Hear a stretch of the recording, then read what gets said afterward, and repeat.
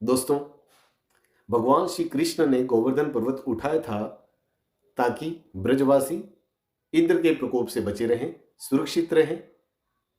वैसे ही एक यूट्यूबर जब जिम्मेदारियों के बोझ से भर जाता है तो एक मुद्दा उठा लाता है। उसे लगता है कि अगर उसने वो मुद्दा न उठाया तो लोग परेशान हो जाएंगे। जैसी जिम्मेदारी का एहसास, अपने कर्तव्यों का एहसास एक यूट्यूबर को होता है, मैं चाहता हूं सभ्य समाज के हर नागरिक में वो जिम्मेदारी का बोध हो, वो कर्तव्यों के लिए चेतना हो। दोस्तों, व्हाइट मैन्स बर्डन यानी अंग्रेजों द्वारा भारतीयों को सभ्य बनाने की जिम्मेदारी की तरह ही यूट्यूबर्स बर्डन होता है। मैं अपने बर्डन को कम करने के लिए, शेयर करने के लिए चाहता हूं आज आपको फंडामेंटल ड्यूटीज के बारे में बताऊं। दोस्तों, ड्यूटीज और राइट्स इनसेपरेबल होते हैं। जब अधिकार आते हैं तो जिम्मेदारियां भी आ जाती हैं, लेकिन हमारे साथ ऐसा नहीं हुआ। जब भारत का संविधान बन के तैयार हुआ, In our Constituent Assembly, this 26th day of November 1949, do hereby adopt, enact, and give to ourselves this Constitution. उस समय हमारे पास फंडामेंटल राइट्स तो थे, लेकिन ड्यूटी नहीं थी। इन ड्यूटीज को स्वर्ण सिंह कमेटी की सिफारिश पर 1976 में 42वें संविधान संशोधन द्वारा जोड़ा गया। उस समय 10 कर्तव्यों की सूची इसमें जोड़ी गई। अब 2002 में उसमें एक और कर्तव्य जोड़ दिया गया है। दोस्तों, शिक्षा का अधिकार, ये अधिकार बच्चों का है, लेकिन जब अधिकार मिलता है तो एक जिम्मेदारी भी आ जाती है। ये जिम्मेदारी या कर्तव्य उसके पेरेंट्स का है कि वह अपने 6 से 14 साल तक के बच्चे को अनिवार्य रूप से शिक्षा प्राप्त करने के लिए भेजे, उन्हें पढ़ाए। दोस्तों, इस तरह कुल 11 फंडामेंटल ड्यूटीज हैं। आज हम उनको अच्छे से याद करेंगे। अक्सर होता यह है कि हम अपने अधिकारों को तो याद रख लेते हैं, लेकिन हमारी ड्यूटीज को भूल जाते हैं। आज हम कोशिश करेंगे कि आगे से हम हमारी जिम्मेदारी को, हमारी ड्यूटीज को कभी नहीं भूलें। हमारी पहली ड्यूटी है संविधान और उसके आदर्शों का सम्मान करना। पहली यानी एक है हमारा पार्लियामेंट, एक है हमारा नेशनल एंथम, एक है हमारा फ्लैग, एक है हमारा कॉन्स्टिट्यूशन।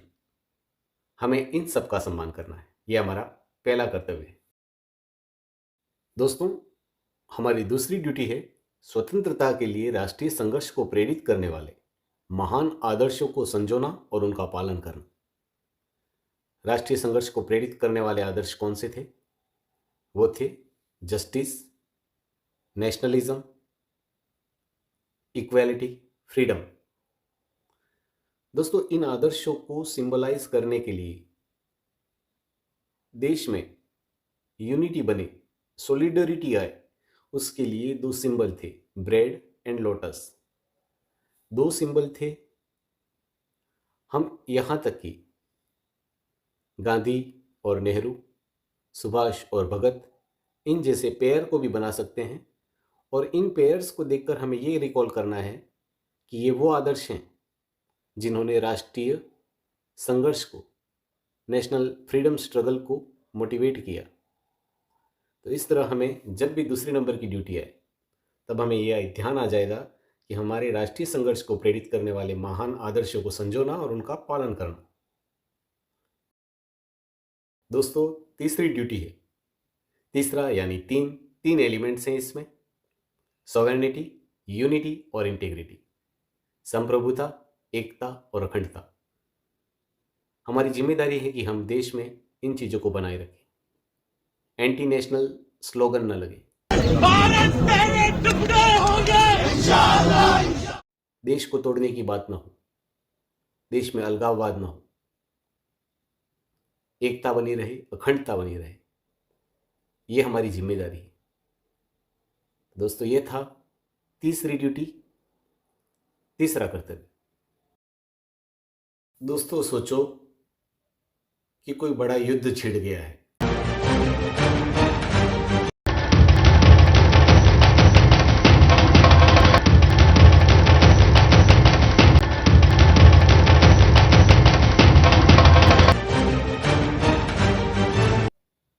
ऐसा युद्ध जिसमें दोनों तरफ के सैनिक मारे जा रहे हैं।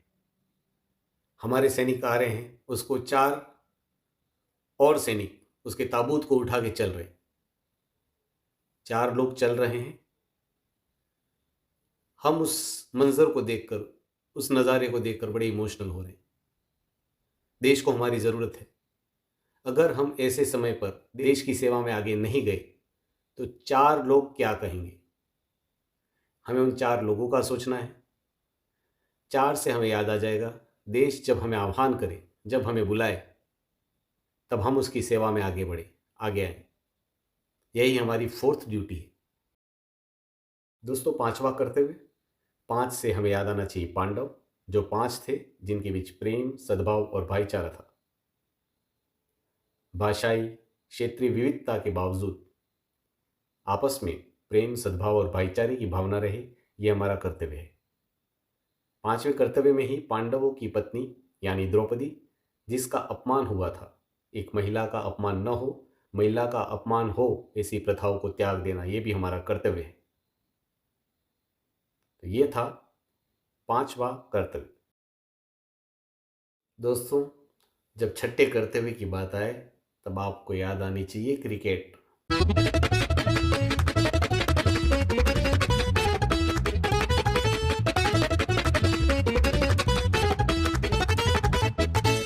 क्रिकेट में जब 6 लगता है तब सेलिब्रेशन होता है।